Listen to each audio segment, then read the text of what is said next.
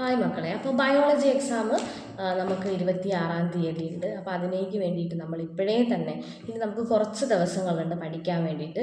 അപ്പോൾ ഈ ഒരു ദിവസങ്ങളിൽ നിങ്ങൾ എല്ലാ സബ്ജക്റ്റുകളും ഇനി അങ്ങോട്ടേക്ക് നമുക്ക് പരീക്ഷയുള്ള എല്ലാ സബ്ജക്റ്റുകളും പഠിക്കും. അപ്പോൾ അതിൽ കുറച്ച് ടൈമെങ്കിലും നിങ്ങൾ ബയോളജി സബ്ജക്റ്റ് പഠിക്കാൻ വേണ്ടിയിട്ട് മാറ്റി വെക്കുക.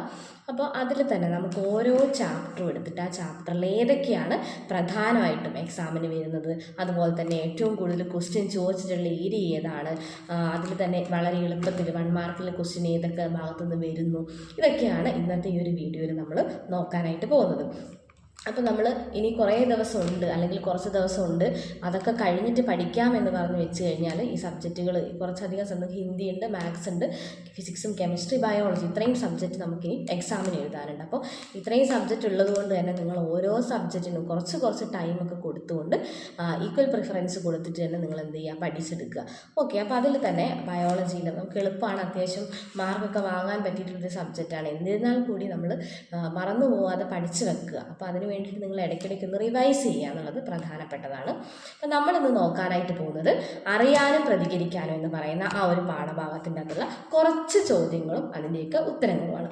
അപ്പോൾ അതിൽ ഗ്രാഹി എന്ന് പറയുന്നത്, അപ്പം നമുക്ക് ആദ്യം തന്നെ എന്താണ് ഗ്രാഹി എന്ന് നോക്കാം. എന്താണ് ഗ്രാഹി എന്ന് പറഞ്ഞുകൊണ്ടൊരു 1 മാർക്ക് ക്വസ്റ്റ്യൻ ഒന്നും ഇതുവരെയും വന്നിട്ടില്ല. എന്നാൽ കൂടി ഗ്രാഹിയുമായി ബന്ധപ്പെട്ട് ഉദ്ദീപനങ്ങളുമായിട്ട് ബന്ധപ്പെട്ടിട്ട് ചോദ്യം ചോദിക്കുക. അപ്പം തന്നെ നമുക്കറിയണം ഈ ഗ്രാഹി എന്ന് പറയുന്നത് എന്താണെന്ന്. അപ്പം നമ്മുടെ ശരീരത്തിൽ ജ്ഞാനേന്ദ്രിയങ്ങളെ പല ഭാഗത്തും എന്ത് ചെയ്യുന്നുണ്ട്, ഉദ്ദീപനങ്ങൾ ഏൽക്കുന്ന സമയത്ത് അതിനനുസരിച്ച് നമ്മുടെ ശരീരം എന്ത് ചെയ്യണം, പ്രതികരിക്കണം. അപ്പോൾ ഈ ഭാഗങ്ങളിലുള്ള സവിശേഷമായിട്ടുള്ള കോശങ്ങളെയാണ് എന്ത് പറയുന്നത്, ഗ്രാഹി കോശങ്ങൾ, ഗ്രാഹി എന്ന് പറയുന്നത്. അപ്പോൾ ഈ ഒരു പാഠത്തിൽ ഏറ്റവും ആദ്യം നിങ്ങൾ ഏറ്റവും കൂടുതൽ പ്രിഫറൻസ് കൊടുത്തിട്ട് പഠിക്കേണ്ട ഏരിയയാണ് നാഡീകോശങ്ങളും അതിൻ്റെ ഭാഗങ്ങളും എന്ന് പറയുന്നത്.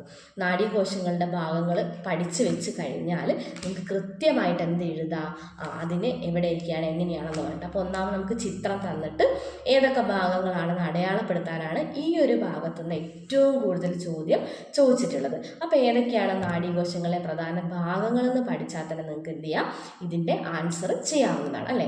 ആദ്യത്തെ ഭാഗം dendrite, then dendron, then axon, ആക്സോണൈറ്റ്, അതിൻ്റെ ഇടയിൽ കോശരീരം വരുന്നുണ്ട്, ലാസ്റ്റ് വൺ സിനാപ്റ്റിക് നോബ്. അപ്പം ഇത്രയും പാർട്ട് നിങ്ങൾ പഠിച്ചു കഴിഞ്ഞാൽ, ഇത്രയും ഭാഗങ്ങൾ പഠിച്ചു കഴിഞ്ഞാൽ നിങ്ങൾക്ക് എന്ത് ചെയ്യാം, കൃത്യമായിട്ട് ആൻസർ ചെയ്യാനായിട്ട് സാധിക്കും. അപ്പോൾ അതെങ്ങനെയാണെന്നുള്ളതാണ് നമുക്ക് ഇനി നെക്സ്റ്റ് വീഡിയോയിലൊക്കെ നോക്കാം. വളരെ എളുപ്പമായിട്ട് ഈ ഒരു ഭാഗത്ത് നിന്ന് ക്വസ്റ്റ്യൻ ചോദിച്ചാൽ നിങ്ങൾക്ക് ആൻസർ ചെയ്യാനായിട്ട് സാധിക്കുന്നതാണ്. അപ്പോൾ അതിൽ ഏറ്റവും ആദ്യത്തെ ഭാഗമാണ് എന്താ, ഡെൻഡ്രൈറ്റ് എന്ന് പറയുന്നത്. ഡെൻഡ്രൈറ്റ് എന്താ ചെയ്യുന്നത്, തൊട്ടടുത്ത ന്യൂറോണിൽ നിന്ന് സന്ദേശങ്ങൾ എന്ത് ചെയ്യുന്നു, സ്വീകരിക്കുന്ന